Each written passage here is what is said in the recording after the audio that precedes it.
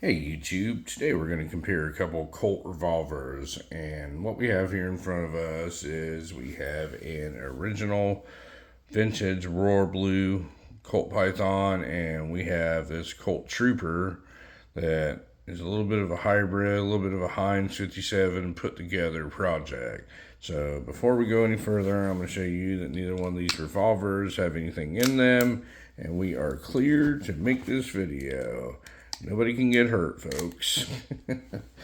So what we have here is a vintage original Colt Python. This is a 4-inch configuration, and this one was made in 1970. And this one's in pretty good shape. It's doesn't have any wear or anything like that on it, and a little bit of history. I've gone through this many times, but the Colt Python was released in 1955. It was supposed to be like a premium revolver, and boy, did it live up to its reputation. It's got a really smooth action on it, and it was intended to be originally a target revolver chambered in 38 special. They decided to make it a 357 Magnum, and a lot of law enforcement picked it up over the years, and people have gone nuts over these things, and collectors have grabbed them up, and the price has gone through the roof on them. But just a really fine made, hand fit together revolver. And these are not plug and play, folks. You cannot just insert parts into them. If anything goes bad at them or anything goes wrong, it's real hard to find somebody that knows how to work on one of these, because they're very complicated. They're a lot more complicated than these new release ones that they came out, where they simplified the action on them. But very awesome revolvers, very iconic looking. Everybody knows this look of this vented rib on top and that profile of the Colt Python.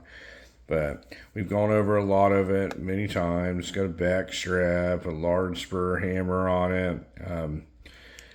Basic Colt, just basic vintage Colt Python. But anyway, the reason I'm showing you this gun here is I'm never showing it next to this little project that I had going on here. Now, this is a 1960s Colt Trooper. And a lot of people don't know that the Colt Trooper, when it came out, if you get one that was in the 60s or so, you get the leaf spring action that's very similar to the Colt Python. And later on down the road, when they had the Mark II or whatever they were, Colt Troopers, they changed to that coil spring action, and it was really not as well made gun as the ones from the 60s. So this one came along, and it was in pretty rough condition. It had been refinished in nickel, and all the nickel was coming off of it. And I have videos on this, and it had these ugly grips on it, and I got it for like next to nothing. I figured I'd do something with it. I originally thought it was a 357 Magnum, and that's the only reason I was interested in it. And turns out it was a 350 or a 38 special, but I took it anyway because I told the guy I would, and we did it.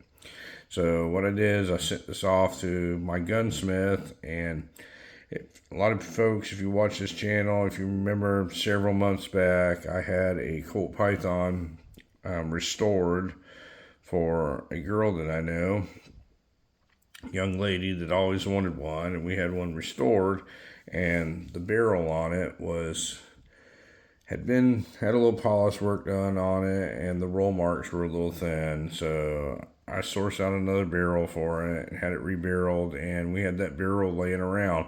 And I was like, why don't we just put that on that Colt Trooper? So that's what this is, folks. You can still see where it says Python 357 Magnum, but the roll marks are a little weak on them from all the polish work that had to go into this refinishing. You can look at this side, you can still see the Colt insignia stuff written on the side of it, but I thought it would look cool on this gun, so he fitted this on there. And the next thing he did to it was he found a large spur hammer to put on it where it resembles the profile of the Python. Now the big difference is when you pull this hammer back, this one has a firing pin mounted on the actual hammer, and Smith & Wesson people will love that because they don't like frame-mounted firing pins, even though the Cadillac of all revolvers here, as they say, or the Rolls-Royce of all revolvers, has always had a frame-mounted firing pin on it. So, something for y'all to argue about when you're watching this video. But anyway, the rest of it, this thing was a 38 special, and we converted it over to a 357 Magnum. And there's a little bit involved in that, but I know you had to buy a special tool and run it through these cylinders and bore them out. There's a couple other things that had to be changed to make sure that it was safe for 357 Magnum. So basically it has the same profile as a Colt Python. The same back strap is serrated. The grips will all work on it. The same type of action. He really did the action work on it, so it works just as smooth when you're working this action. The double action pull is just like a Python. Single action pull is just like a Python. But a lot of work went into it. I have a whole video of what this thing looked like and revealing it and everything. But I wanted to show it next to an actual royal blue Colt Python. So we'll go over a couple of the differences here real quick. So the obvious first difference is when you look at this hammer, it has a frame or hammer mounted firing pin. The Colt Python has a frame mounted firing pin. The next difference you're going to notice right off the bat is the amount of metal on this frame between the cylinder and where the hammer comes in. If you look how thin it is right here, and when you compare that to the actual Python 357 Magnum, it's quite a bit of difference right here, folks. It's just a lot of difference. One of the other differences that you'll notice is where the barrel meets the frame. This was intended to be a Python, so it matches up perfectly. And on the Trooper that we fitted the barrel onto, there's like a little bit of a gap here, so it's not an exact match on it, but it's a pretty cool looking gun. The triggers are the same. The lock work and everything in here is very similar. The grips match up. These are just synthetic ivory grips that I put on them. They're very similar to the 1990s Python Elite grips, where they're oversized and they have finger grooves in them. But grips will interchange between this gun and the Python. This one no longer has the rampant pony on it because of all the polish work and removing the nickel and everything that's been done to it in its previous life. You know, the rampant pony didn't survive, but very cool gun. Like I said, I've got videos on it showing the progress this thing made when it was getting restored. This was save a gun, not throw a gun away. So I know the people don't like stuff being restored, but I think it turned out pretty awesome.